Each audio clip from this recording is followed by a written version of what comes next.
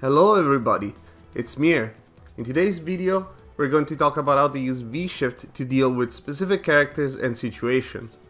We're planning to make these videos a series, so let us know in the comments what you'd like to see next. This episode is specifically dedicated to Ryu and Ken. I originally wanted to include Akuma, but then I realized he has too much stupid stuff and he probably deserves a video of his own. We're going to start with a Shoto trademark, crouching medium kick fireball. It is a very good block string to get some chip in, and if they catch you walking back, for example, they can get some actual damage in. It's very annoying, so it's important to know how to deal with. Ryu definitely has the best one, but it's important to remember that they're not real block strings at max range.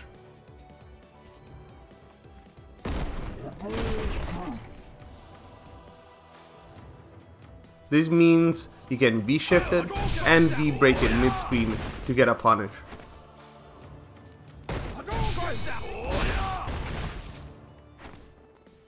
In the corner it's still possible to V-shift, and even though it doesn't move you anywhere, you'll notice that you probably will have to block the fireball or deal with it otherwise. A good idea is to do a move that is invulnerable frame 1, like an EXDP. You want something ideally that is fast and has decent range so that you can score a punish.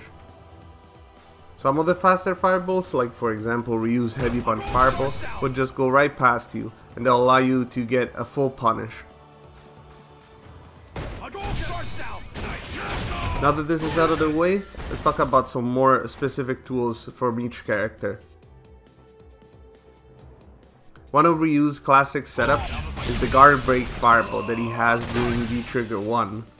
One of the more common setups is off of crouching heavy kick, V-trigger activation, and it works both on crouch counter and delay rise. Because V-shift is invulnerable frame 1, you can avoid this entirely. V-break will punish the move, as well as a fast, long-range move to catch Ryu during the recovery frames of his fireball.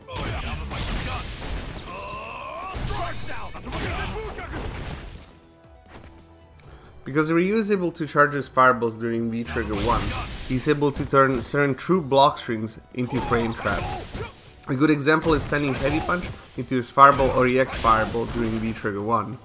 If it's slightly delayed, it will catch buttons, but it will still be -2 on block. A level 2, however, after a brief charge, it will be 0 on block, but it will lose to reversal buttons.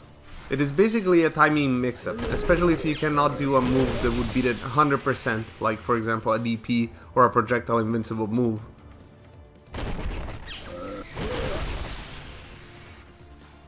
V-Shift is able to beat both the slight delay version and the level 2 charge, and is safe in case Ryu goes for the true block string, as nothing is able to come out.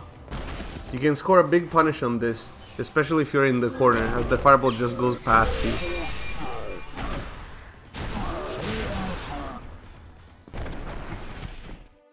You have to be careful with V-shifting, however, because Ryu can delay the fireball as much he wants, so if he sniffs you out, he can deal some really big damage. Let's talk about Ken now. Ken's heavy Tatsu is a very annoying move, and a lot of lower level Kens like to spam it in neutral. Even though the move is -4 on block, so that means it is punishable, your character might have a weak 4 frame punish, so learning to V-shift it could be very beneficial for your gameplay. It's important to V-shift after crouching the first hit, so that you make sure that you avoid the move entirely. Now, heavy Tatsu is safe during V-Trigger 1 at -2.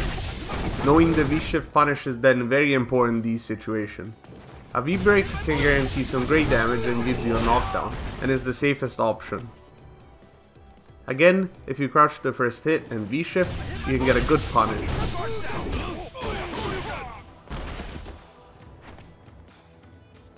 Another tool that Ken has is his target combo into EX fireball in the corner. This puts him at +1 with basically 0 pushback. You can then try and do it again, because back medium punch is 5 frames. If you don't have any 3-framer, it's a true frame trap. Even if you have a 3-framer, it might be kinda scary to press a button here, because you can get frame trapped by something else. You can loop this string for chip and pressure as long as he has meter. V-shifting after the string can be a good idea if you think he's going to do it again. you can easily V-break it with it being fully invulnerable.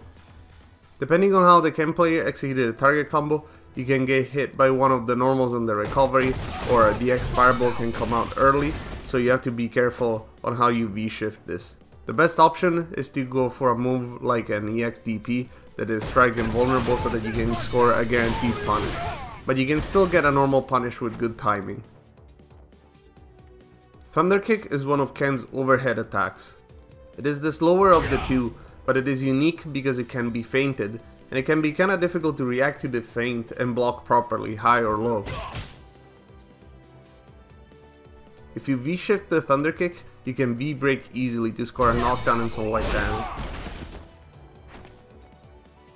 It's hard to get a full combo, but you can score a long range punish, like a sweep or something, depending on your character. The V-shift here also avoids the feint follow-ups because of the evasion of the backdash. If you V-shift the Thunder Kick in the corner, you can get a full combo because you're basically point blank with Ken.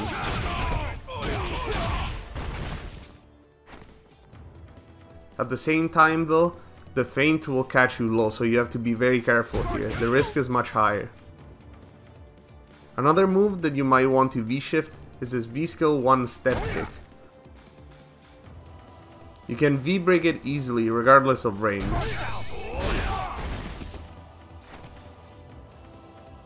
If you V-shift at the proper time, you can often land a mid-range punish on Ken.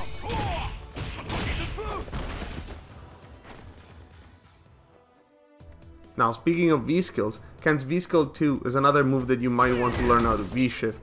The fully charged version is plus some block, but it's very telegraphed. It can be quite annoying to deal with if you don't have a DP, a parry or a special like that. A well-timed V-shift can net you some form of long-range punish.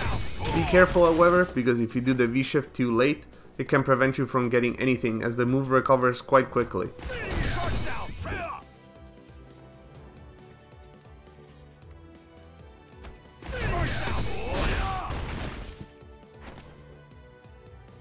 So this is the end for today's episode. Did you guys find it useful? We'd like to turn this into a series as I mentioned before. So who would you like to see next? Let us know in the comments below. We have plenty of content coming your way, so make sure to subscribe to the channel so that you can be notified when new videos are uploaded. Thanks for watching, and I'll see you next time.